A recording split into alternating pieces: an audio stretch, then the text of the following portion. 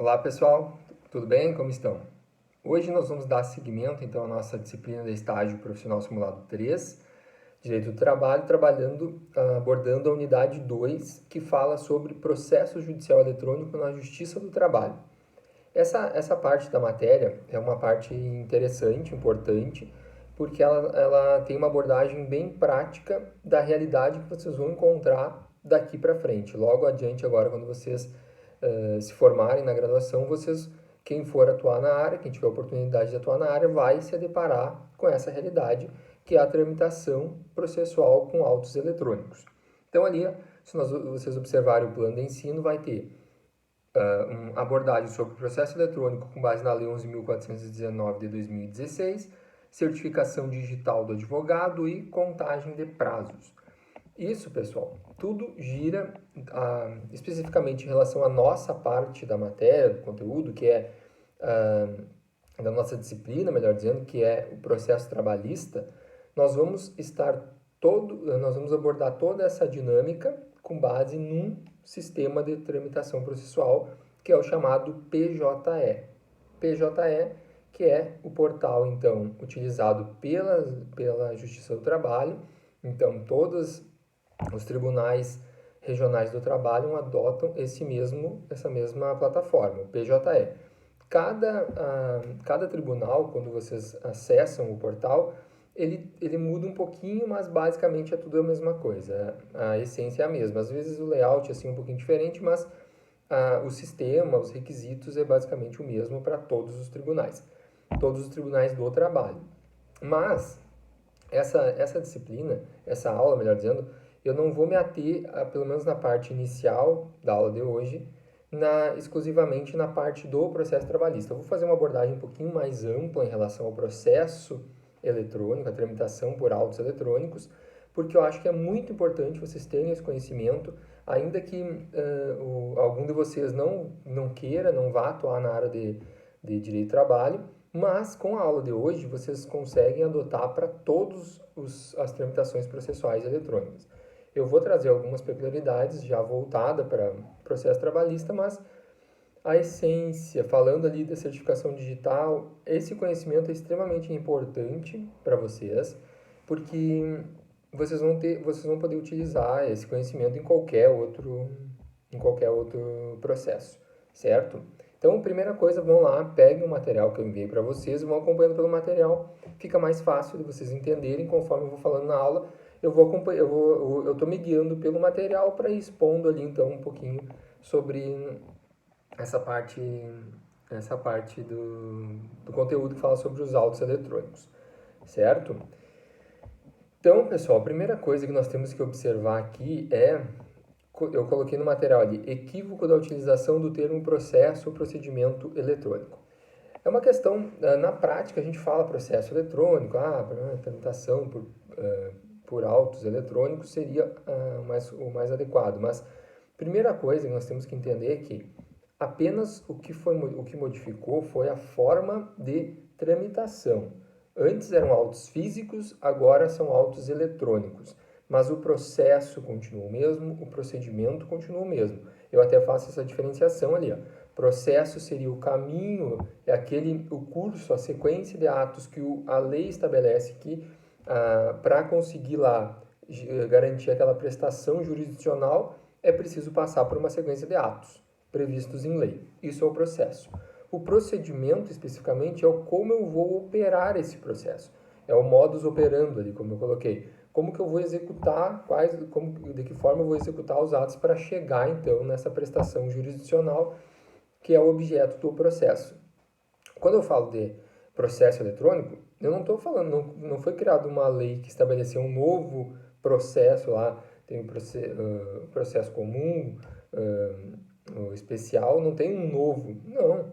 Nós estamos falando aqui de uma forma de tramitação. O mais adequado, portanto, seria chamar em autos eletrônicos, não processo eletrônico. A forma só é a forma de tramitação que muda, mas essa mudança da forma de tramitação também gerou algumas peculiaridades que nós temos que observar aqui, certo? Na sequência, faço uma introdução para vocês, uma introdução geral para vocês se situarem como que chegou ao ponto de introduzir um processo de uma tramitação processual eletrônica. Foi assim repentinamente? Na verdade, não. Como tudo no direito, tem uma certa evolução, um tempo de maturação na prática para se chegar a uma realidade legal. Ainda que essa lei, a Lei 11.419, tem uma peculiaridade especial, porque ela foi criada pelo legislador no intuito de se criar algo que ainda não existia no mundo real. Diferente do que ocorre na maioria das leis, em que já existe uma situação social e depois o legislador vem para regular aquilo que já existia na prática. Na questão envolvendo os autos eletrônicos, o legislador criou a lei antes de efetivamente existir na prática, mas já existiam algumas situações envolvendo novas tecnologias no direito brasileiro.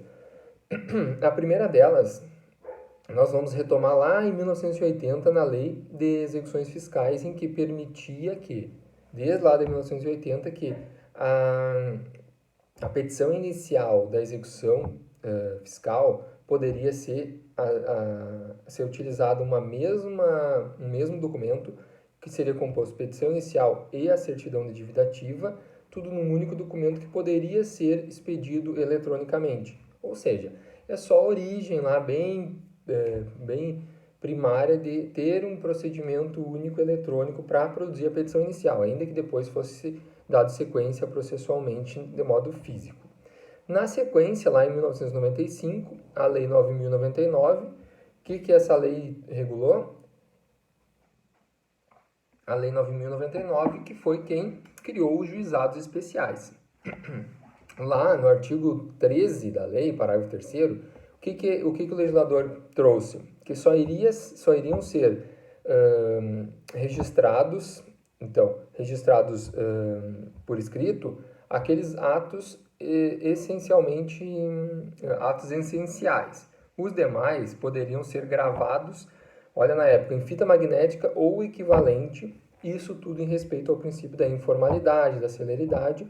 O juizado, então, já previu lá a possibilidade de gravação de audiência, por exemplo, em fita magnética, que depois poderia ficar lá disponível para as partes. Primeiro ato aqui envolvendo tecnologias, mais uma parte processual propriamente dita.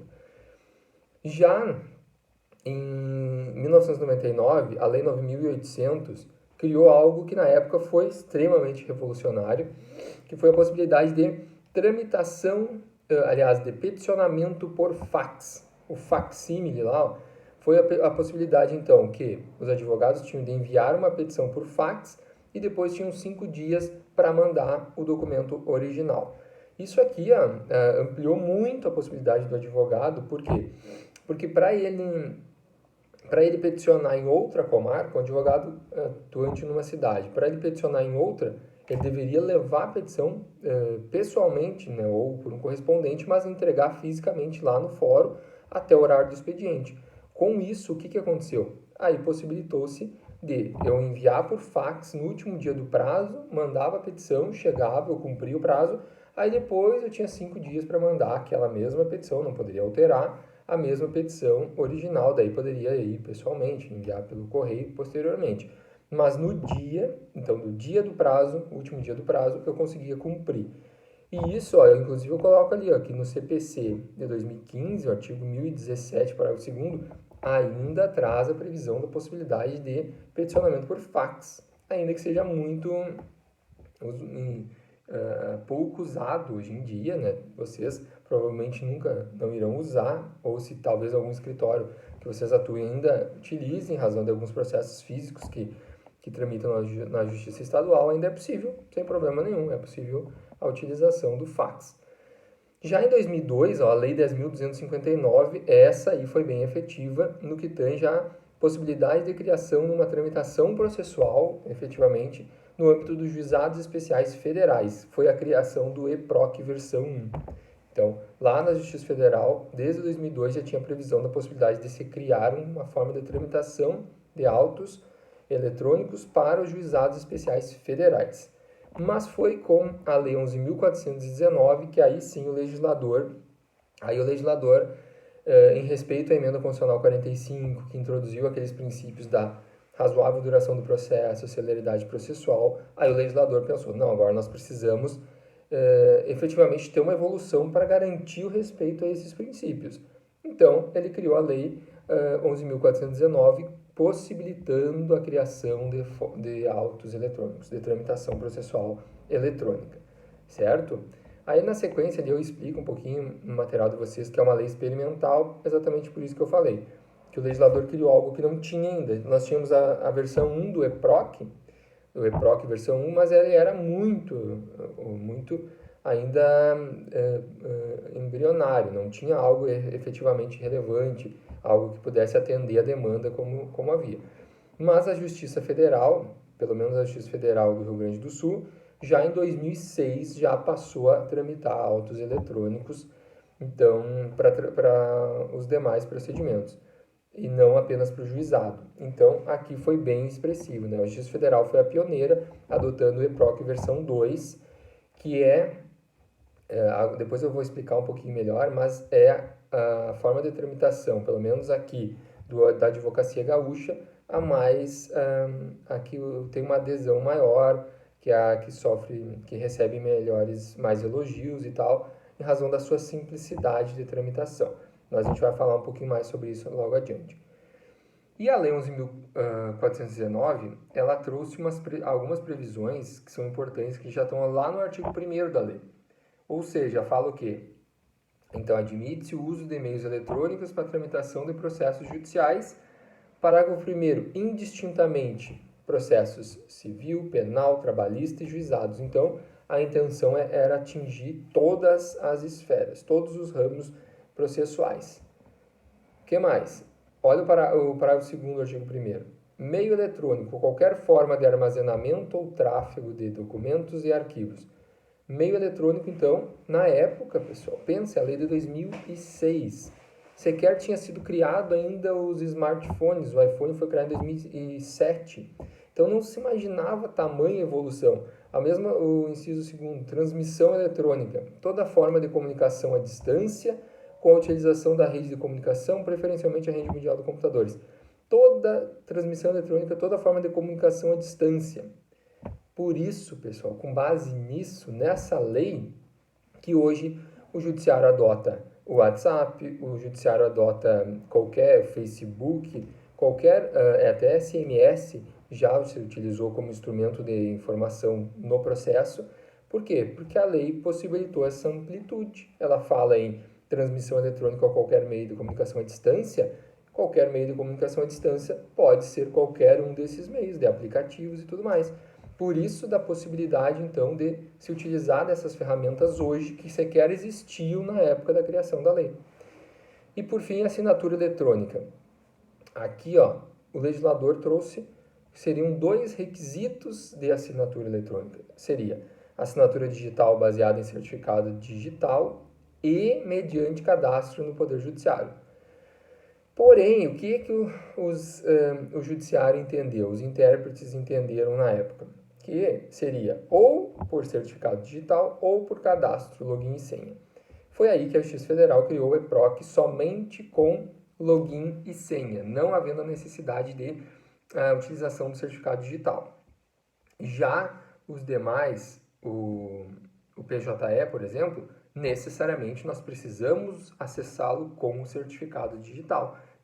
Até tu consegue acessar ali, mas tu vai necessariamente precisar do certificado digital para fazer a assinatura sempre.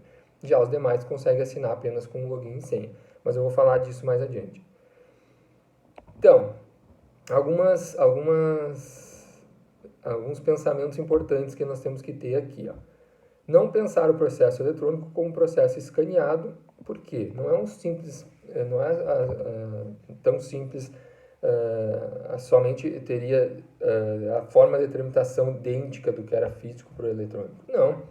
A gente passou a ter situações que não existiam antes e as situações que existiam antes passaram a não ter mais. Uma delas muito clara. Quando eu vou peticionar num processo físico, o que eu faço? Eu largo a petição no protocolo, aí um servidor vai pegar aquela petição, vai levar até a vara, vai chegar na vara, um servidor vai pegar a petição, verificar, realmente é dos autos, o mesmo número, a mesma parte, e vai abrir o processo, colocar a folha, numerar a folha. Ele faz a inclusão nos autos. Se a petição, por vezes, que já aconteceu até comigo e acontece, na hora de fazer a petição, tu acaba lá e coloca o número errado do processo. Nesse caso, pessoal, o que vai acontecer? O servidor vai olhar e, opa, não, mas... ou então eu coloco o número de outro processo e daí ele chega, vai juntar naquele outro, mas ele identifica que não são as mesmas partes, tal, e consegue, e daí ele vai lá e o próprio servidor, muitas vezes já aconteceu, eu já vi acontecer que ele foi lá e colocou a petição nos autos, mesmo que o número não tivesse correto, sabe? Então isso acontece no processo físico. No processo eletrônico, não. O advogado é quem vai fazer esse serviço do servidor, ou seja, que antes o servidor fazia. Ele que coloca a petição diretamente nos autos. O advogado faz a juntada diretamente aos autos do processo. Então, no momento que eu junto uma petição no processo, eu posso ir lá excluir? Não, somente com autorização judicial. Então, se eu fui lá e por um equívoco juntei uma petição errada na hora de anexar, infelizmente, somente com ou felizmente, somente com autorização judicial para tirar. Eu falo isso, vocês podem pensar, tá, mas quem é que vai fazer isso? Logo no início, isso já faz alguns anos, quando começou a ter uma popularidade maior dos autos eletrônicos, os próprios advogados do Google, numa ação judicial aqui no Brasil, na hora de anexar a petição, juntaram uma receita de risoto. Isso aí, na época, gerou bastante mídia, foi noticiado bastante, porque foi juntado, quando foi anexar os documentos, foi junto lá uma receita de risoto. Aí interessante foi o despacho do magistrado falando algo assim, em que pese a receita do risoto pareça ser bem... a receita parece ser gostosa e tal, mas não faz parte da matéria que está sendo discutida, por isso exclui-se dos autos aquela petição de folhas tal. Por quê? Então, entenderam? Não tem, mesmo que o advogado tivesse visto que incluiu errado, ele não tinha mais o poder de ir lá excluir, porque daí no momento que eu coloco nos autos, aquilo passa a pertencer ao Poder Judiciário, a composição dos autos em si, e somente o juiz pode autorizar a sua retirada. Por isso, da necessidade de ter um cuidado maior. O que mais? A OAB estima-se que exista mais de 50 sistemas de peticionamento eletrônico no Brasil. Isso envolve tanto na parte judicial quanto administrativa. Existem vários sistemas. A tendência é que tente-se unificar. A ideia do CNJ era unificar o PJE, esse que é dos autos eletrônicos da Justiça do Trabalho para todos os tribunais. Mas a lei 11.419 possibilita que cada tribunal crie o seu, então ainda não se chegou a isso, porque cada tribunal adota um e gosta. O problema é o advogado que atua em mais de uma área. Então, eu atuo na área de trabalho e direito civil. Então, eu tenho processos na Justiça do Trabalho, na Justiça Federal e na Justiça Estadual. Então, eu trabalho no PJE, no EPROC, no ETEMES e no EPROC estadual também. Todos os sistemas, então, disponíveis no Rio Grande do Sul, eu tenho que me adaptar. E isso é uma problemática para o advogado, por quê? Porque quando envolve o PJE, por exemplo, que é um sistema bem mais chatinho do que tange a instalação dos programas, do Java, para formatar o computador da forma adequada para a tramitação desses autos, aí eu tenho que ter esse cuidado. Agora está bem mais, foi evoluindo os sistemas, está bem mais fácil de mexer. Mas inicialmente, aí tinha incompatibilidade, o PJE era incompatível com o ETEMES da Justiça Estadual. No mesmo computador não se batiam. Aí tinha que vir lá uma parte bem mais técnica, o técnico, para deixar o Java, as duas versões funcionando concomitantemente, sem que houvesse interferência numa na outra. É uma coisa complexa daí, que fora da nossa alçada aqui enquanto advogados. Para tentar resolver isso, eu coloquei escritório digital. O CNJ e a OAB, em parceria, criaram um portal único, que seria o escritório digital, em que o advogado acessaria uma única plataforma e poderia peticionar em todos esses autos eletrônicos de diversos programas diferentes. Na prática, pessoal, ele existe, até tem ali, mas ele não é usado, é muito pouco usado, pelo menos. Eu desconheço, eu até tenho o cadastro lá, mas não utilizo e conheço e não conheço ninguém que utilize, pelo menos das minhas relações aqui, mas ele existe, tem lá, tem a possibilidade de peticionar, mas ainda não foi amplamente divulgado, até porque ele não é tão, não abrange todos os tribunais, então acaba que não é tão efetivo. Na sequência, ó, sigam ali pelo material, nós vamos falar de assinatura digital. Então, olhem bem, eu falo, quando nós vamos abordar a questão da assinatura digital, nós vamos remeter lá a medida provisória 2200 de 2001. Olhem bem, desde 2001 já existia no ordenamento brasileiro uma norma legal prevendo a criação de assinatura digital, criou uma autarquia federal que é a chamada o ICP Brasil, que é a Infraestrutura de Chaves Públicas brasileira, o ICP Brasil. O que é o ICP Brasil? Entenda o ICP Brasil como um super cartório. É um cartório que vai autenticar todas as assinaturas que caiam dentro da sua árvore. Então, ele vai abrindo seus braços a ponto de ter várias autoridades certificadoras credenciadas a ele. Cada autoridade certificadora vai autenticar, então, a assinatura daqueles que têm o certificado vinculado a ela, mas todas estão numa cadeia, entendeu? Agora, eu já vou explicar melhor, vocês vão entender melhor. Mas pensem o quê? Desde 2001 já era possível a criação, então, de assinatura digital. Então, criar um meio de se estabelecer uma forma de haver autenticidade, integridade e validade nas assinaturas que fossem feitas eletronicamente. Então, não mais aquela assinatura física lá com a caneta, e sim uma assinatura pelo meio eletrônico. Mas como que era possível eu assinar uma coisa eletronicamente e ter uma validade, assim como tem a minha assinatura física, que eu vou lá no tabelionato e reconheço o tabelião que tem fé pública, olha a assinatura que eu tenho lá no cartório e olha que eu fiz no documento. Ah, realmente bate, elas são idênticas. Ele vai lá e autentica, diz que realmente aquela assinatura foi emitida por aquela pessoa que consta ali o nome. Já no meio eletrônico, nós precisávamos ter um cartório que se assemelhasse ao tabelionato para fazer isso, com fé pública. Então, a medida provisória 2200 criou o ICP Brasil, que é um super cartório de abrangência nacional, só que ele efetivamente não teria condições de abranger todas a sociedade brasileira. Então, por isso, criou-se autoridades certificadoras que estão num grau abaixo, e elas estão mais próximas efetivamente da sociedade para fazer essa conferência. Então, pessoal, quando a gente fala de uma assinatura digital, nós estamos falando que aquele documento que foi eletronicamente assinado é garantido a autenticidade, a integridade e a validade jurídica. O quê? Autenticidade porque é autêntico, aquela pessoa que assinou é ela de fato que aquele documento foi assinado por ela. E aquele documento, ao ser assinado, ele fecha num arquivo, e se ele for modificado, nós não vamos ter a testagem da integridade, e na hora de fazer a conferência da assinatura não vai bater. Então, a integridade quer dizer o quê? Ele é íntegro, ele é aquele documento que foi assinado efetivamente é aquele.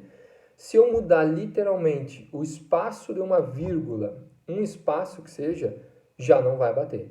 Então, se houver qualquer modificação, na hora de fazer a conferência da assinatura, não vai fechar. Eu vou explicar ali um pouquinho melhor logo adiante como que é feita essa conferência, certo? Mas então, os documentos assinados por meio eletrônico têm validade desde que sejam atestados por uma autoridade certificadora. E a autoridade certificadora devem ser as credenciadas ao ICP Brasil. Como a gente falou, em razão dessa cadeia, ela vai estar então lá cadastrada com esse super cartório que é o ICP Brasil.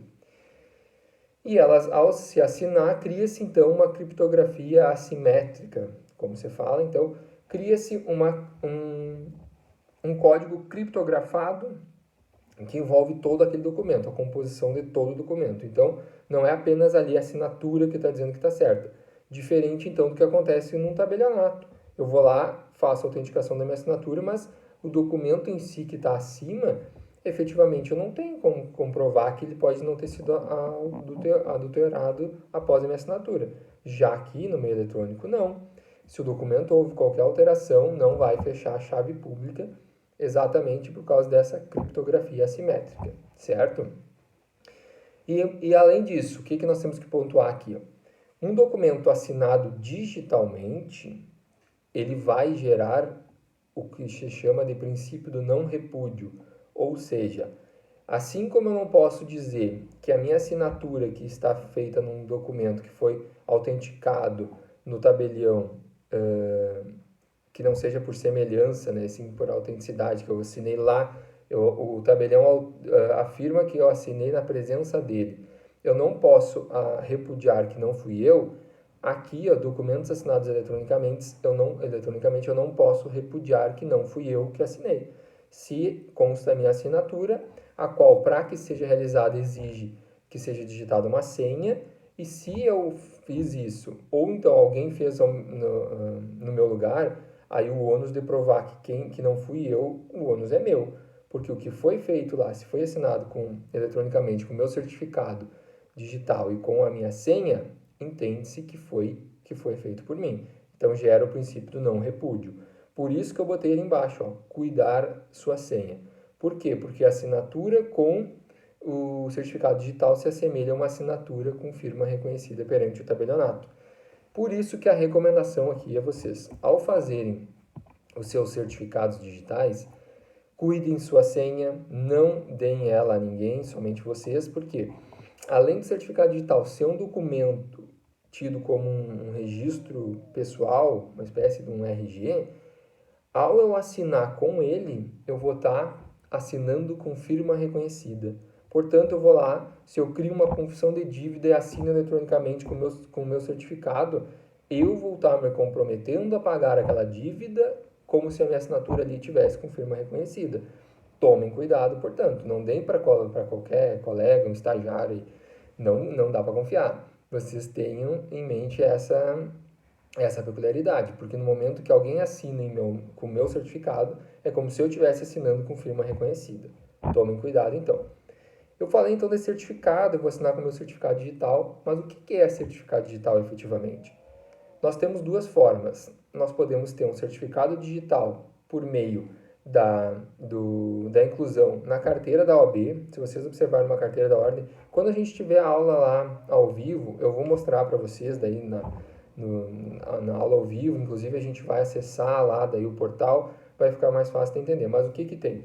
Eu não estou com a carteira aqui nem com o meu token, mas existe a possibilidade de colocar no chipzinho que tem ali na carteira da OAB, vocês podem incluir ali o certificado digital de vocês, porém, quando tu coloca na tua carteira, tu tem que ter um leitor, um leitorzinho assim de cartão de crédito que tu liga no USB do computador.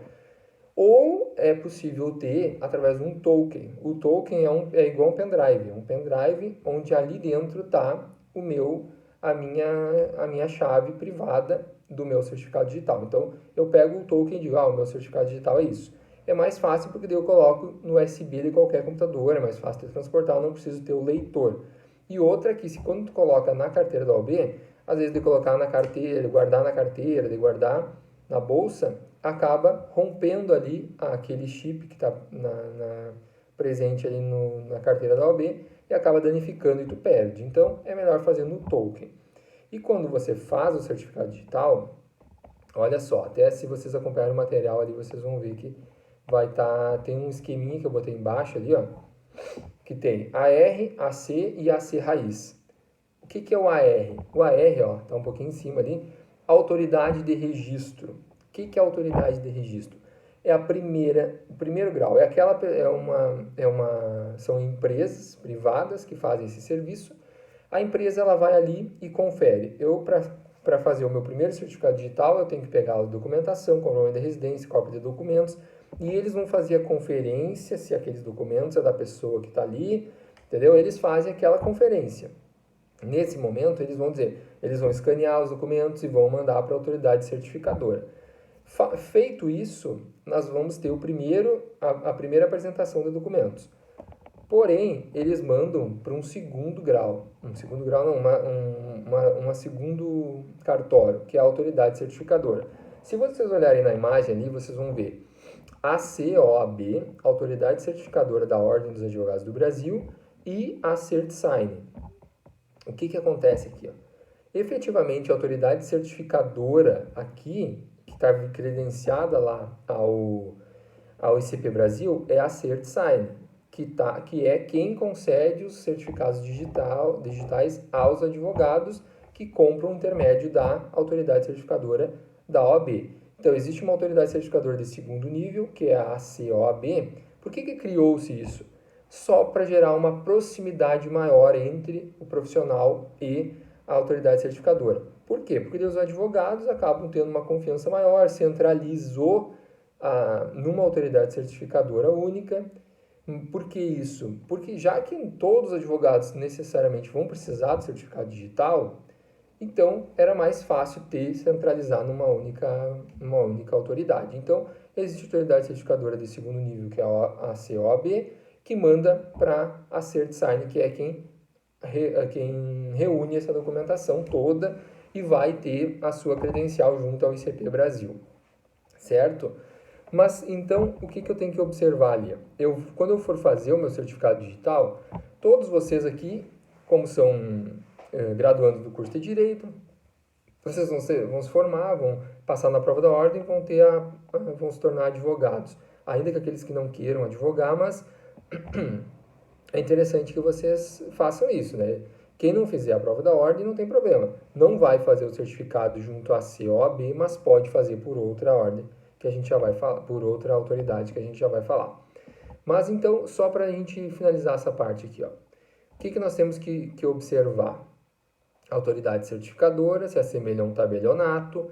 Nós vamos ter a autoridade de registro, aquela em primeiro, que recebe a documentação e faz a conferência, manda para de segundo grau, autoridade certificadora de segundo grau, que no caso dos advogados tem a ACOAB, mas se fosse uma outra, por exemplo, que as empresas fazem junto à Receita Federal, eles não vão ter uma de segundo grau, vão mandar a autoridade de registro, manda direto para a autoridade certificadora, que é a Receita Federal, que está credenciada lá ao ICP Brasil. Então, o segundo grau nós vamos ter ali a ACOAB CertSign, e aí que essa está credenciada, vinculado à autoridade certificadora raiz. Quem é a autoridade certificadora raiz?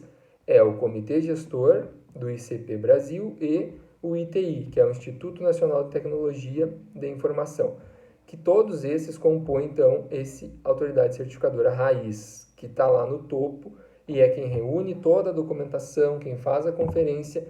E se ocorrer um documento que foi assinado eletronicamente e teve sua integridade rompida, foi modificado, e quando é feita a conferência, o sistema que vincula até lá o ICP Brasil autentica, ou seja, diz que é válida aquela assinatura, mas que ela foi corrompida, o documento, o ICP, autoridade certificadora, respondem civilmente por eventuais danos que tenham gerado, em razão dessa autenticação inequívoca. Então, eles têm mais uma pessoa aqui responsável caso autentique-se um documento que foi adulterado. Tá bem? Ali eu coloco um conceito de certificado digital, ó. É um conjunto de dados de computador gerado por uma autoridade certificadora em observância à recomendação internacional ITU-TX 509, que é um padrão lá de segurança, que se destina a registrar de forma única, exclusiva e intransferível a relação existente entre uma chave de criptografia e uma pessoa física, jurídica ou uma máquina ou aplicação. Então, pessoal, para vocês entenderem bem isso, hoje no Brasil existem 17 autoridades certificadoras confiáveis. Por quê? Porque elas estão credenciadas ao ICP Brasil. Eu coloquei ali para vocês, ó, no material, todas elas. A Cero, Procaixa, Serasa Express, Receita Federal, a CertSign, Autoridade Certificadora da Presidência da República, da Casa da Moeda, Valit, Solute, Imprensa Oficial, Boa Vista, Relações Exteriores para a emissão de passaporte, utilizam. Ali a Autoridade Certificadora JUS, essa aqui são os magistrados, servidores, fazem essa. Digital Sign, Autoridade Certificadora de Defesa, PRODE, MG e a Safe Web. São todas autoridades certificadoras vinculadas ao ICP Brasil.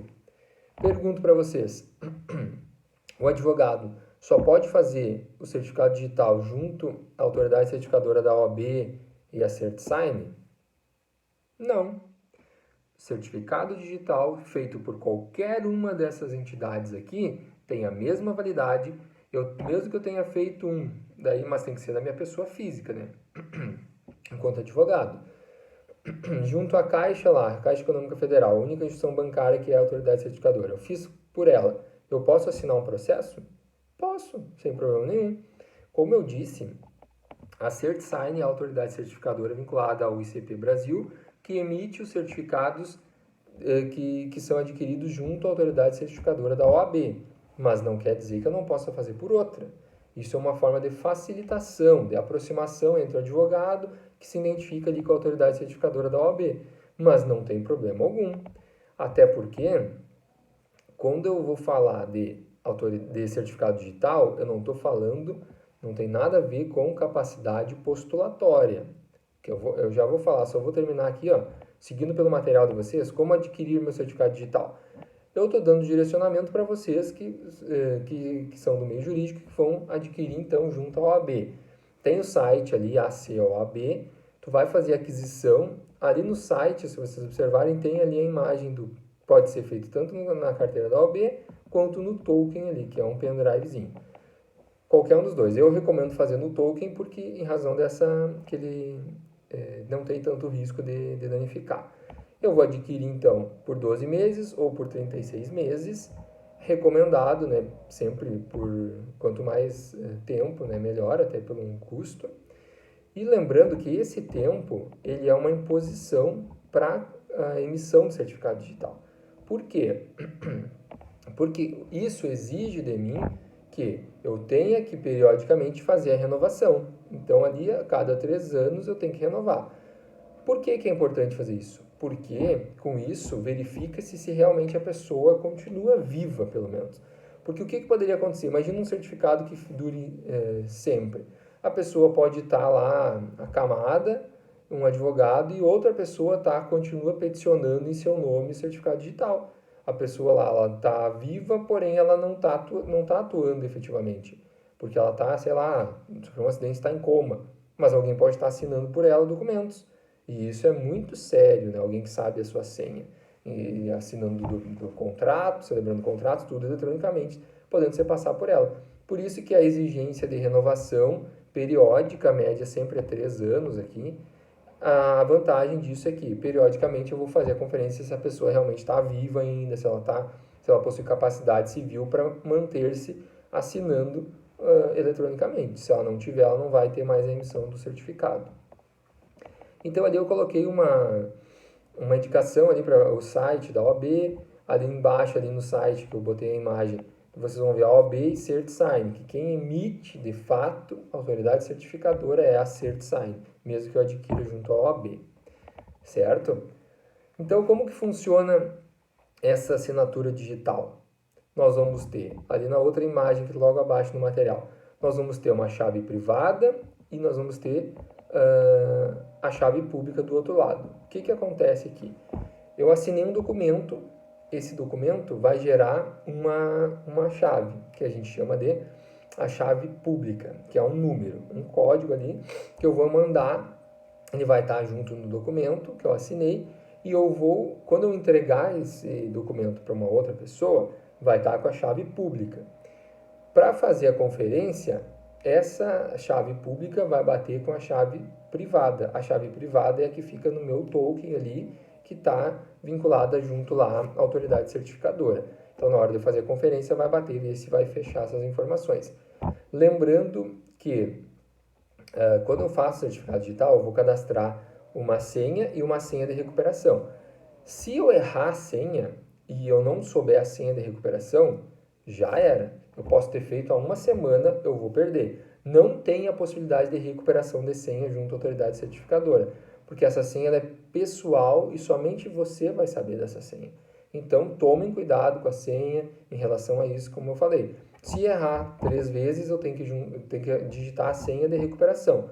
Agora, se eu digitar a senha de recuperação errada, já era. Eu vou ter que fazer um outro. Invalida esse certificado, não é mais possível recuperar.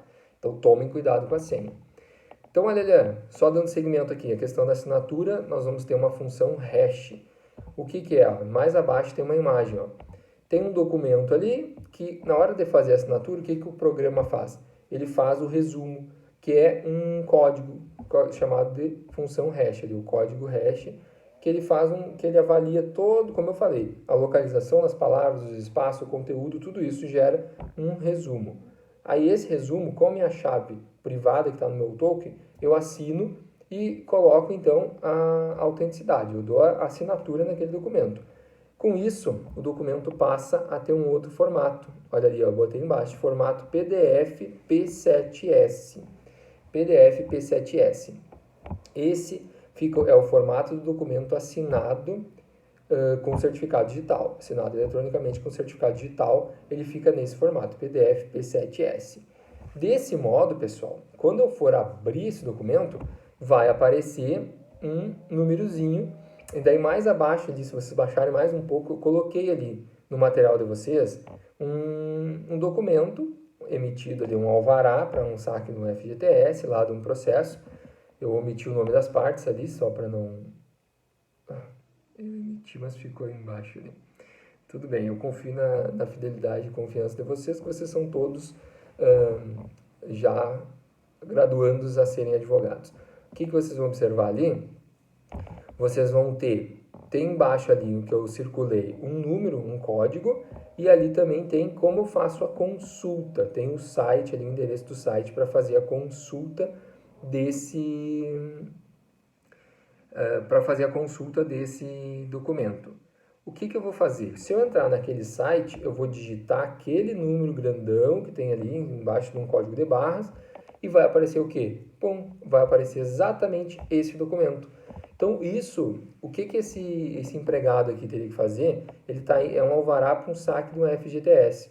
Ele vai perante a Caixa Econômica Federal com esse documento, mas não tem assinatura escrita nada de um juiz.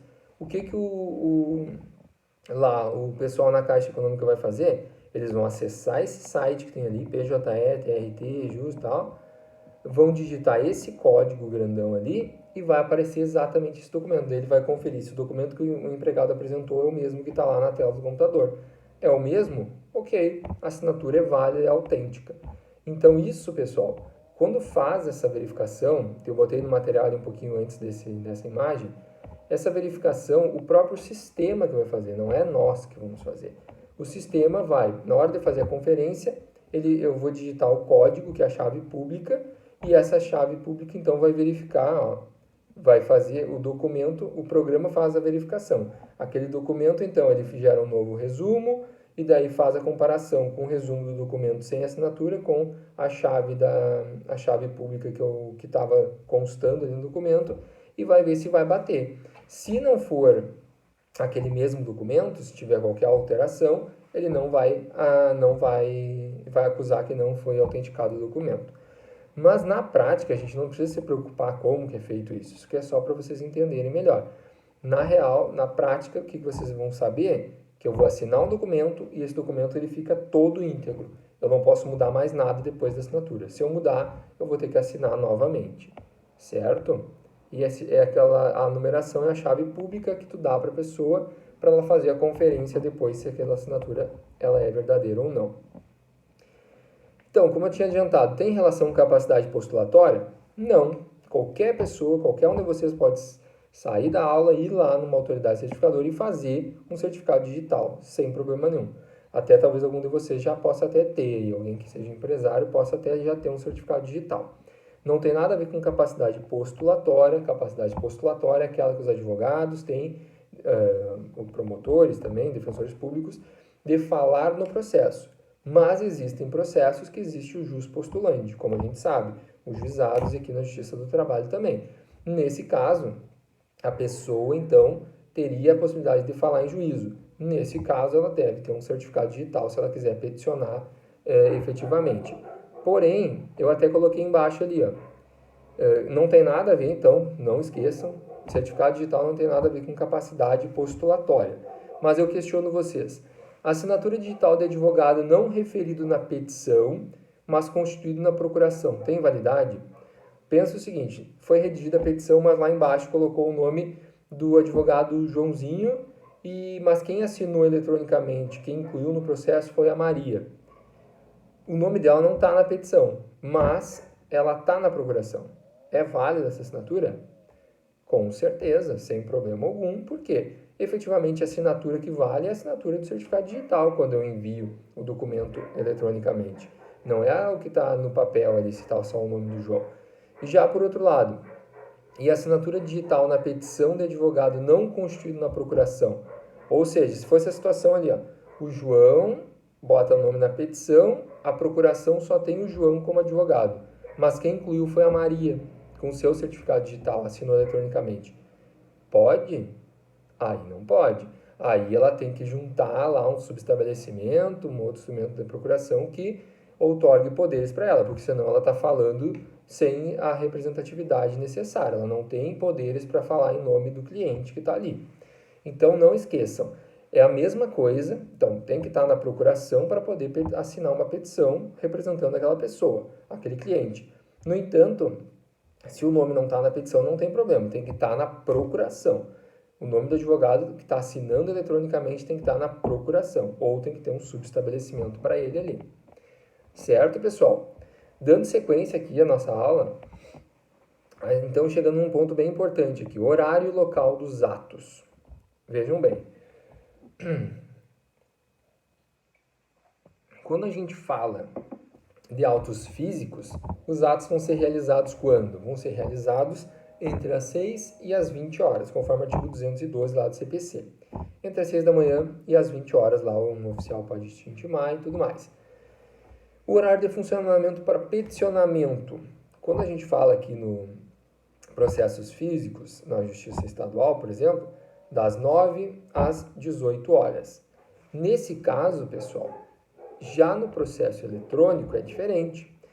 No processo eletrônico ampliou-se esse prazo. Então, digamos ali, eu tenho um prazo que acaba no tal dia. No processo físico, eu tenho que peticionar até às 18 horas do último dia do prazo, certo? Já se eu estou falando de autos eletrônicos, o prazo acaba naquele dia. No processo físico, eu tenho que peticionar até às 18 horas quando fecha o fórum. No processo eletrônico, olha o que diz o parágrafo único do artigo 3º. Quando a petição eletrônica for enviada para atender prazo processual, será considerado tempestivo, transmitido até às 24 horas do seu último dia. Aqui a lei foi equivocada no que tange a denominação 24 horas, mas o que eu até botei embaixo no asterisco. Na verdade, é até às 23 horas, 59 minutos e 59 segundos, porque às 24 horas já é o outro dia, né? Então já teria perdido o prazo. Mas, diferente do físico, que eu tenho que peticionar só até enquanto o fórum estiver aberto, o eletrônico não tem problema, eu posso peticionar até às 23 horas, 59 minutos e 59 segundos. Até o último segundo lá do dia do prazo vai ser tempestivo.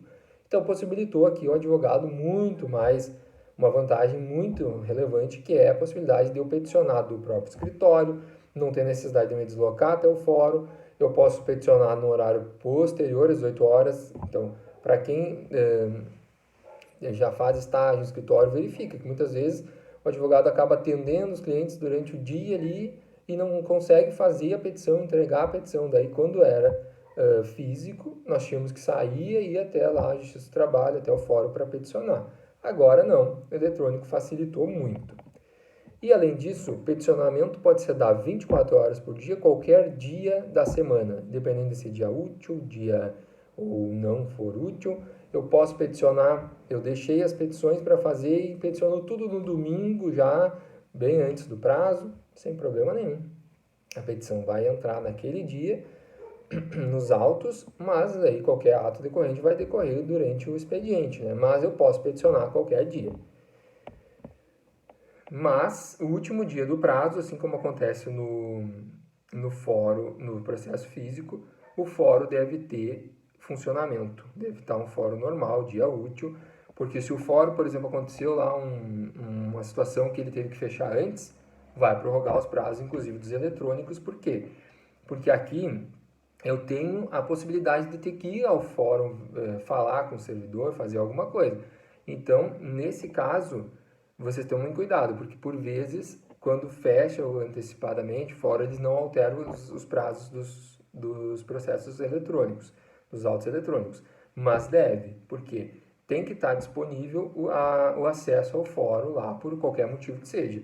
Então, tu pode pedir a prorrogação do prazo. Eu botei algumas observações aqui em relação aos horários, em relação a isso. Fuso horário. Atente-se ao fuso horário, o horário que deva observar é o horário do tribunal que está recebendo a petição, não de onde está enviando.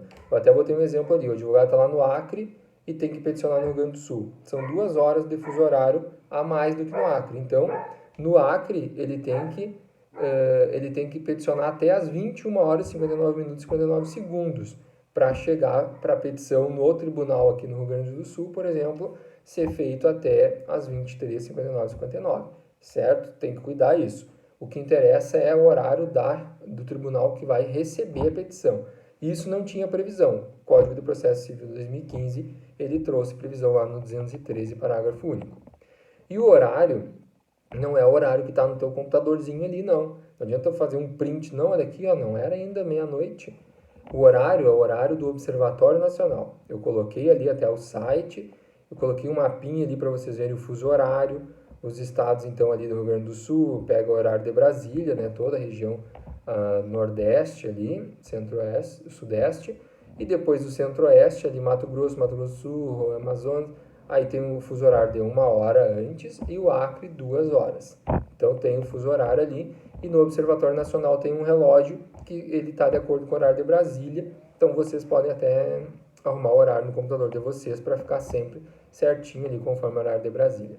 Certo? Confirmação do envio da petição.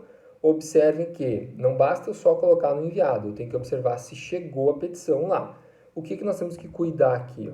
O processo, os portais, a Lei 11.419 fala que deveria ser emitido recibo de protocolo. Na prática, pessoal, o EPROC e o ETEMES emitem automaticamente. Tu peticiona, já sai um recibo. Já o PJE, da Justiça do Trabalho, não sai automaticamente esse recibo. Então, tu pode fazer a conferência voltando nos autos, a petição vai aparecer ali, a inclusão direta, ou tu pode observar ali, tem um campo, daí tu vai ter movimentações, vai ter ali, então, que tu peticionou naquele dia. Então, tome esse cuidado, não adianta, não bota só peticionar ali para enviar e fecha ou desliga o computador. Gasta lá 2, 3 segundos a mais e volta nos autos, porque a petição entra direto.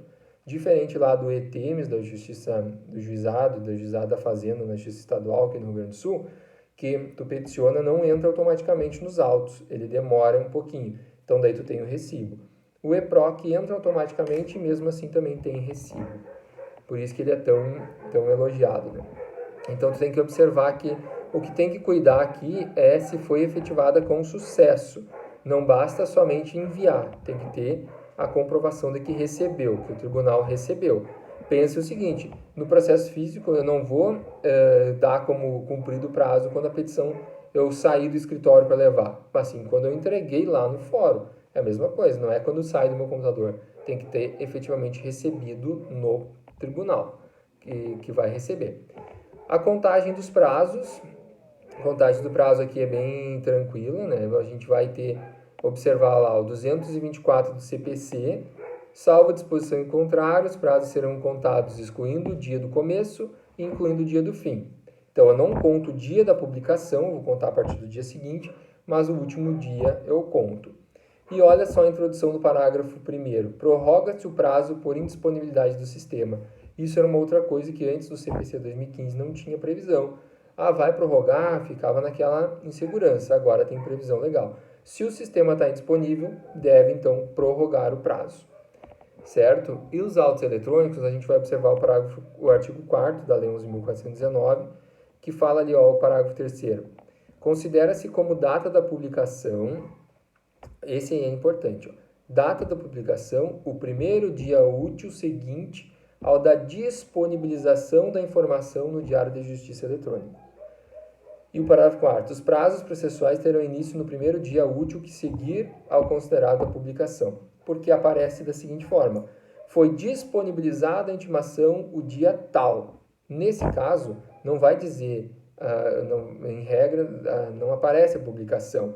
Agora, o EPROC, o PJE, tu consegue observar lá nas intimações a data de início e a data do fim do prazo. Ficou muito fácil. Agora os advogados quase não precisam saber contar prazo, porque o sistema dá. Mas é importante saber, quem for atuar na Justiça Estadual, aqui no Rio Grande do Sul ainda tem essa, no ETMs ainda é dessa forma, processos físicos ainda é dessa forma, que o quê? Tu vai ter lá o Diário da Justiça Eletrônico para publicações eletrônicas das intimações e vai aparecer que aquela intimação foi disponibilizada no dia tal. Então, para nós fazermos esse raciocínio, eu baixo um pouquinho o material e vejo um exemplo de contagem de prazo. Olha ali, ó. Eu botei, se a intimação foi disponibilizada numa nota de 5 dias, foi disponibilizado dia 6/8/2020, que é numa quinta-feira. Quinta-feira. O que nós temos que pontuar aqui? Quando que foi publicada a nota? O primeiro dia útil seguinte ao da disponibilização no Diário de Justiça Eletrônica. Foi disponibilizado dia 6, que era numa quinta. O dia 7 era na sexta, não era feriado, então considera-se publicado dia 7/8. O primeiro dia do prazo, a contagem, eu não conto o dia da publicação, conto o próximo dia. Eu já vou contar no sábado? Não, eu vou contar somente na segunda. Então, dia 7, 8, dia 10. Na segunda, dia 10, 11, 12, 13, 14. O último dia do prazo será o dia 14 de agosto, na sexta-feira da semana seguinte. Lembrem, tem que contar, o mesmo sendo eletrônico, tem que adotar o CPC, contagem de prazo somente em dias úteis, o início e o fim do prazo tem que cair em dias úteis, com o expediente aberto, expediente do fórum funcionando. Então, são essas peculiaridades que a gente não pode deixar de observar aqui, certo? Desse modo, pessoal, então, vai ter a publicação, ainda que, como eu falei, no PJE, o EPROC tem, ao sair a intimação, aparece a data para sua realização.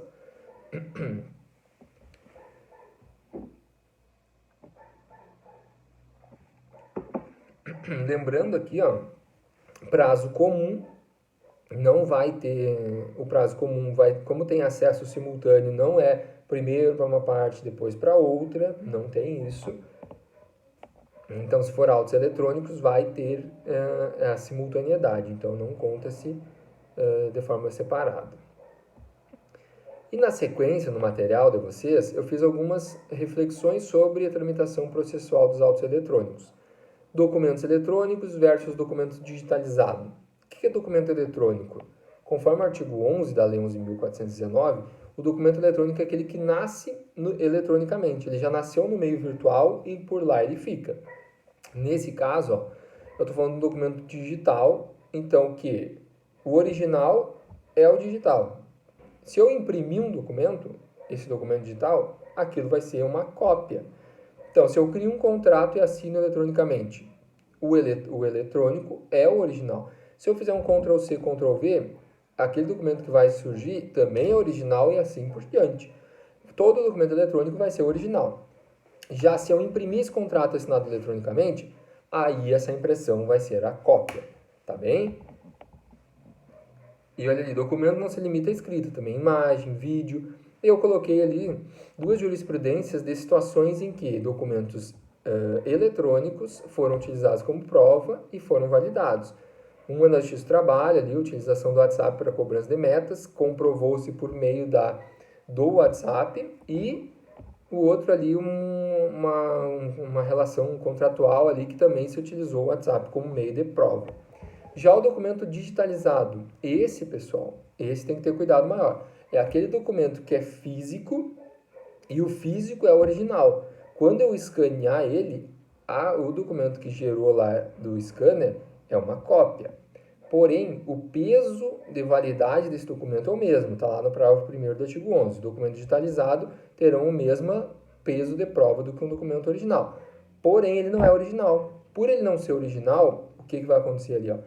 Qualquer alegação de adulteração e tudo mais, tem que ter o documento original para fazer uma perícia.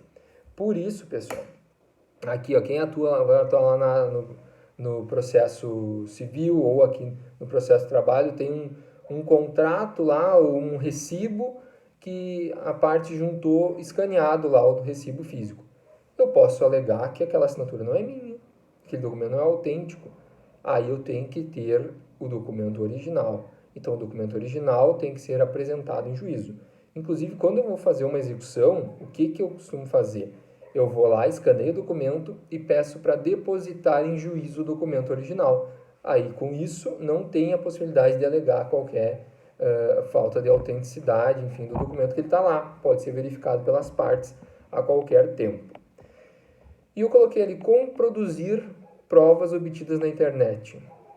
Eu tenho lá uma conversa no WhatsApp que é muito importante para o meu processo, postagem em rede social, como que uma gravação, uma foto, um vídeo, como que eu faço para autenticar isso? Não basta só fazer um print lá e colocar, salvar e colocar no processo. Isso, pessoal, olha só, no processo trabalhista propriamente, depende muito do magistrado que está julgando. Aqui em Santa Maria, no Rio Grande do Sul, por exemplo, eu tenho conhecimento, né, que tem um juiz que ele pede que seja para haver a comprovação por meio de um documento eletrônico, por exemplo, um print do WhatsApp, do Facebook, seja feita a ata notarial. O que é ata notarial? Ata notarial ou uma certidão narratória. Ata notarial é um documento emitido pelo tabelião para dar fé pública àquilo. O tabelião vai dizer, realmente eu acessei o celular com o e-mail número tal e nele tinha no dia tal essa postagem ou essa conversa no WhatsApp do número tal, e faz um print ali e coloca. Nesse caso, pessoal, aí o que vai acontecer? Eu vou dar dando autenticidade àquele documento e com isso ele não vai poder ser dito que aquele documento não é autêntico, que ele não é legítimo. Nesse caso, ó, o que vai acontecer aqui? Se vocês observarem o artigo 429 do CPC, diz o seguinte, ó, se tratando de o ônus de prova, quando se tratar de falsidade do documento ou do preenchimento abusivo, a parte que arguir que aquele documento é falso é quem tem que provar que o documento é falso. Porém, se tratar de impugnação da autenticidade, então aquele documento não é autêntico, não foi, então, aquela assinatura não é minha e tudo mais. Nesse caso, quem produziu o documento vai ter que ter o ônus de provar. Por isso que, então, eu tenho que ter o documento ou o documento físico que eu escaneei, ou quando ele for eletrônico, é recomendado que faça a ata notarial, porque daí o tabelião vai dar fé pública àquela postagem. Eu digo que não é autêntica aquela conversa do WhatsApp, mas aí não basta simplesmente um print para provar isso, eu vou ter lá a ata notarial. Então, a outra parte não vai poder alegar que aquela conversa não existiu, porque o tabelião conferiu e deu fé pública a isso. Por isso, pessoal, então, façam isso.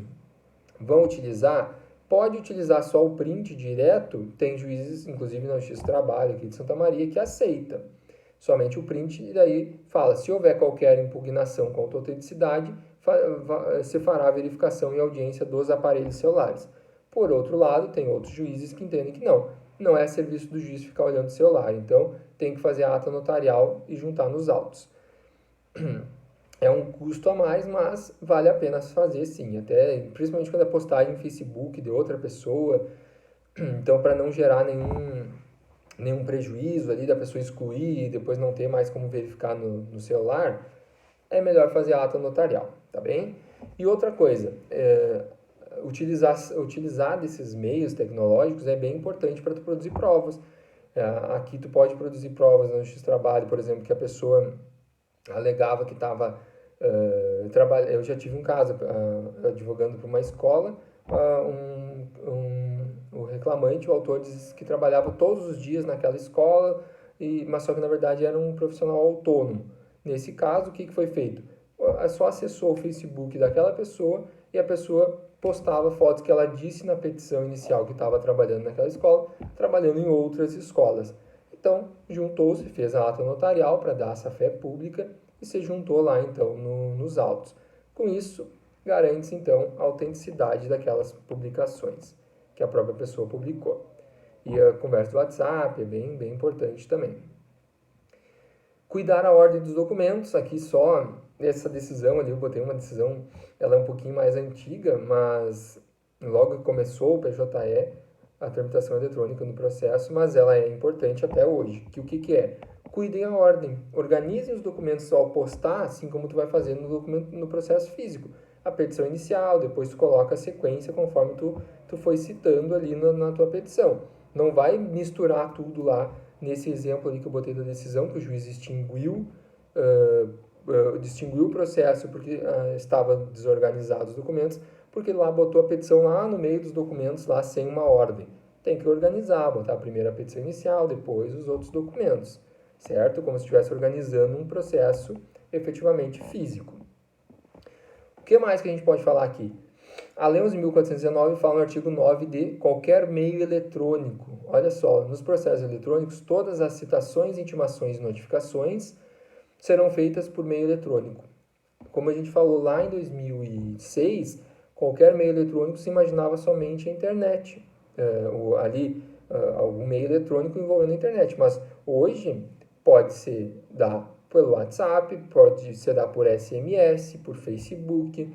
Então, existem vários casos, já lá desde o início do processo eletrônico, em que juízes estavam expedindo decisões ali, por decisões por SMS, mandando para a vara para eles publicarem no processo, intimações pelo Facebook, pelo WhatsApp.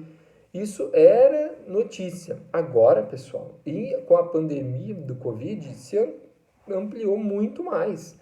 Então, o que nós tínhamos antes era a discussão pelo princípio da instrumentalidade, lá do artigo 188 do CPC, se não houvesse ofensa nenhuma a nenhuma das partes, garantindo, então, o conhecimento efetivo daquela intimação, era válido, porque tem essa possibilidade. Mas aqui eu botei no material até de vocês, o TJ, o Tribunal de Justiça do Rio Grande do Sul, já usa o WhatsApp como meio de intimação desde lá de 2016. Já a Justiça do Trabalho ainda não tinha uma ampliação, não os utilizava de forma muito ampla. Ainda que em 2017 o CNJ autorizou a utilização do WhatsApp como meio de intimação no Judiciário Brasileiro. Desde 2017 não tornou obrigatório, mas é uma faculdade. Agora o TRT4 aqui da 4ª Região, em razão da pandemia, passou a utilizar, aí sim, passou a utilizar muito a ferramenta do WhatsApp para realizar intimações. Para vocês terem uma ideia, nesse período agora que a gente está vivendo, de pandemia, o número de intimações, falando pessoalmente, enquanto advogado de clientes, pelo WhatsApp foi gigantesco, número nunca visto. Os oficiais de justiça, como passaram a poder utilizar dessa ferramenta, foi uma enxurrada de intimações e citações utilizando o WhatsApp. O que acontece agora? Tem que haver, o CNJ então fez a seguinte referência, é uma faculdade do tribunal adotar e tal, mas antes tinha necessidade de ser um ato voluntário também da parte. A parte dizia que autorizava receber pelo WhatsApp. Com isso, flexibilizou-se um pouco, dizendo o seguinte, o oficial pode tentar intimar pelo WhatsApp, fazer uma citação pelo WhatsApp, se a parte manifestar que ela recebeu, dando o visto, acusando o recebimento, está válido. Pelo princípio da instrumentalidade, é válido. E a Lei 11.419 permite qualquer meio eletrônico, então, por que não o WhatsApp, que é utilizado para muitas outras coisas, também seja utilizado aqui? Isso garantiu uma celeridade, olha, realmente, eu não tinha visto algo tão efetivo como está acontecendo agora. Porque os oficiais de justiça, processos trabalhistas que antes demoravam para tu conseguir citar uma empresa, achar o endereço, não estava, manda agora pelo WhatsApp, a pessoa ela já abre para ver o que é, e daí, oficial, essa é uma intimação, tal, fala ali, só dá uma referência do processo, aí a pessoa acusa ali o recebimento e beleza. Tinha discussão se ficou azulzinho ali, se é válido. Nesse ponto, me parece que não, porque não garante que foi a pessoa que recebeu, aquele número não pode ser que não seja dela e tal. Então, tem que haver alguma manifestação de que recebeu, certo? Daí o oficial da justiça vai fazer o quê? Eles têm feito um print da tela do celular ali que mandou o WhatsApp ou pelo computador e juntam, daí faz a certidão lá de juntada no processo dizendo que intimou pelo aplicativo, em tal dia, a pessoa, tal. certo? Então, desde que haja efetividade na notificação, o conhecimento é válido sem problema nenhum. Na sequência, possibilidade do depósito físico de documentos. É possível depositar um documento físico? É possível nos processos em que, quando não se admitia, por exemplo, o envio de vídeos e áudios, tu ia lá e gravava num pendrive, num DVD, num CD e depositava no juízo para que ele pudesse analisar depois. Hoje, todos os sistemas admitem o envio de áudios e vídeos. O PJE da Justiça do Trabalho tem que acessar lá um outro canal para enviar, mas já é autorizado. É o último que começou, a gente já vai falar um pouquinho sobre isso, mas hoje é possível também. Mas a lei fala, ó, grandes volumes ou por motivo de ilegibilidade eu posso depositar documentos físicos. Mas eu pergunto, o que é um grande volume? Será que 1000 páginas é muito? Ou 1000 páginas não é muito? Depende. Pensa o seguinte, um grande escritório que tem uma scanner lá, top de linha, que escaneia lá 1000 páginas em 10 minutos. Já o advogado lá do interior com aquela scannerzinha mais precária, 1000 ele vai ficar lá um dia inteiro escaneando. Pessoal, infelizmente, eu vou te dizer, grande volume só se for algo muito grande, for caixas e caixas de documento. 1000 páginas nunca vai ser um grande volume, então não é mais admitido. Aí vocês, quem pretende advogar, já tomem isso, tomem nota aí que um dos instrumentos de trabalho que vocês precisarão adquirir para começar a trabalhar é uma impressora, uma multifuncional lá, de qualidade, com scanner de qualidade, que escaneie cada vez um número maior de páginas, que escaneie frente e verso, isso vai ajudar muito vocês. Então, tomem cuidado. Ali eu dei algum exemplo de documentos que não, tecnicamente impossível, um mapa muito grande, um raio-x, que daí fica ruim de aparecer na imagem, e daí admitiria-se então o depósito. Ou um documento, efetivamente uma apreensão, por exemplo. Eu tenho um caso lá, uma apreensão de produtos, os produtos ficam depositados fisicamente, né? Não é tecnicamente impossível de fazer a digitalização daquele produto, certo? Ainda que tu possa tirar foto só para ter nos autos para a imagem deles, mas o produto em si vai ficar depositado. E o tamanho dos arquivos? Essa é uma grande crítica que se faz ao PJE da Justiça do Trabalho, que ele é somente 3 megas. Mas isso a partir de 2017. Antes era 1,5 mega, imagina que absurdo, era muito pequeno. Agora aumentou para 3. Admite PDF-A, salva assim PDF-A, que tem o ISO tal lá, que garante uma autenticidade maior ainda ao arquivo. Então, para enviar áudios e vídeos, tu vai usar o PJE Media Desktop e ainda no EPROC da Justiça Federal, arquivos até 10 megas, em PDF o JPG, áudios até 50 megas e vídeos até 70 megas. O ETEMES, dali do Juizado Especial Civil da Fazenda Pública Estadual, arquivos até 6 megas. E o EPROC do TJ, que passou-se a adotar agora, arquivos até 11 megas, PDF, HTML, HTML, JPEG, daí tem vários outros, áudios e vídeos até 70 megas. Vocês viram a diferença? O EPROC, por isso que a advocacia reclamou e brigou bastante para que conseguisse introduzir o EPROC na Justiça Estadual Gaúcha, porque ele é um sistema bem mais fácil. Ele não exige a assinatura por certificado digital. Isso é uma garantia, mas também há um risco maior, porque somente o login e senha. Então, se a pessoa consegue observar o login e senha, tem acesso a isso, facilmente ela acessa o sistema e pode assinar como se fosse o próprio advogado. Mas lembrando que essa assinatura com login e senha não garante a autenticidade, integridade e validade jurídica que é garantido com a assinatura com o certificado digital. Por quê? Porque daí envolve aquela sequência lá até a autoridade certificadora raiz que garante aquele carimbo lá do super cartório, garante essa autenticidade. Desculpa.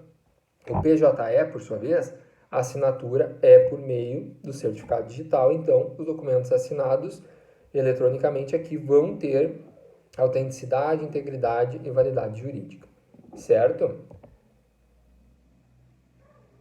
Finalizando nossa aula, então, gravação da audiência por qualquer das partes. Muita gente não sabe, mas o CPC 2015, lá no artigo 367, parágrafo 6º, diz que qualquer das partes pode gravar a audiência independente da autorização judicial. Eu não preciso pedir autorização, mas eu vou comunicar ao juízo que eu vou gravar a audiência. Por que isso? Eu posso gravar para depois eu ouvir o que as partes falaram, as testemunhas falaram, até mesmo para produzir prova contra um eventual abuso do magistrado, produzir provas, uma eventual ofensa praticada pela outra parte. Então, eu tenho essa legitimidade, tanto no processo trabalhista, no processo civil, criminal, eu posso gravar, porque o CPC se adota em todos os trâmites, em todos os processos, subsidiariamente. Aqui eu posso, então, utilizar do 367, parágrafo 6º, para informar o juiz que eu vou gravar. Eu não preciso pedir autorização, certo? Havendo indisponibilidade de sistema por motivo técnico, é possível peticionamento em papel? Não é possível. Então, o que nós temos que observar aqui? Se o processo está indisponível, o próprio tribunal vai emitir uma certidão de indisponibilidade e prorroga-se para o dia seguinte. A grande discussão aqui é quanto tempo de indisponibilidade? Já que a Lei 11.419 fala que fica disponível 24 horas para o peticionamento. Mas se ficou só 20 minutos indisponível, vão dar? Provavelmente o tribunal não vai dar. Daí, cabe à pessoa, então, a parte alegar lá pelo 223, parágrafo 1º do CPC, provar a justa causa. Ou seja, os 20 minutos que ficou indisponível foi lá nos últimos 20 minutos do prazo, às 11h40 ficou indisponível e eu ia mandar e não pude. Aí acabou o prazo. Eu vou provar a justa causa. Caiu a rede, ou caiu o sistema do processo. Ou então, um temporal rompeu os cabos de energia, os cabos da internet da cidade inteira ficou sem internet. Eu vou comprovar a justa causa. Ainda que o problema não seja lá no processo, no sistema de tramitação processual, eu posso provar a justa causa. Então, lembrando o seguinte, quando fica indisponível, a média aqui é por mais de 60 minutos, ali que fica indisponível o sistema de tramitação eletrônica, o próprio tribunal emite uma certidão, que eu coloquei um exemplo abaixo ali, dizendo que o sistema estava fora do ar e prorrogou o prazo para o dia seguinte. O prazo que acabava naquele dia vai acabar no dia seguinte. Isso, então, quando há uma indisponibilidade no sistema de tramitação dos autos. Quando o problema for envolvendo o ICP Brasil, envolvendo a rede toda da cidade, não pode ser porque o meu computador não está funcionando. Aí lamento. Aí tu vai ter que procurar um colega, ou até mesmo os computadores que deveriam estar disponíveis para os advogados acessarem lá na sede do judiciário. Na Justiça do Trabalho tem, agora na Justiça Estadual com o EPROC também tem, na Justiça Federal tem. Eu posso ir lá, mas a diferença é que eu só posso ir no horário de expediente. Por mais que o prazo acabe às 23 horas, 59 minutos e 59 segundos, se eu quiser acessar o computador que fica disponível pelo judiciário, eu vou ter que ir em horário que o expediente está funcionando. Certo, pessoal? E por fim, necessidade de guarda de documentos originais. Eu preciso guardar os documentos originais depois de escaneado? Obviamente que sim. A Lei 11.419 fala que eu devo guardar até o trânsito em julgado e ainda quando há possibilidade de ação rescisória, até o prazo da ação rescisória, ou seja, no mínimo 2 anos depois do trânsito. Mas o advogado vai ter que fazer isso, porque antes o cliente chegava com aquele pilha de documentos e eu mandava tudo para o processo, ficava arquivado lá no judiciário. Agora eu vou escanear e aquela pilha de documentos, e daqui a pouco o escritório do advogado acaba virando um arquivo gigante. O que então eu oriento vocês a fazerem? Os principais documentos vocês guardem no escritório. Outros documentos vocês façam o escaneamento e no próprio contrato de prestação de serviços advocatícios, no contrato de honorários, coloque a previsão de que os documentos serão escaneados pelo advogado, devolvidos ao cliente, e o cliente tem o dever de armazenamento e guarda desses documentos, para que caso eventualmente se solicite a apresentação do documento original, documento físico, ele esteja disponível para uma possível perícia ou qualquer coisa do gênero. Tá bem, pessoal? Com isso, nós vamos dar sequência ainda sobre essa parte do conteúdo lá na nossa aula ao vivo, lá na aula que a gente vai fazer videoconferência.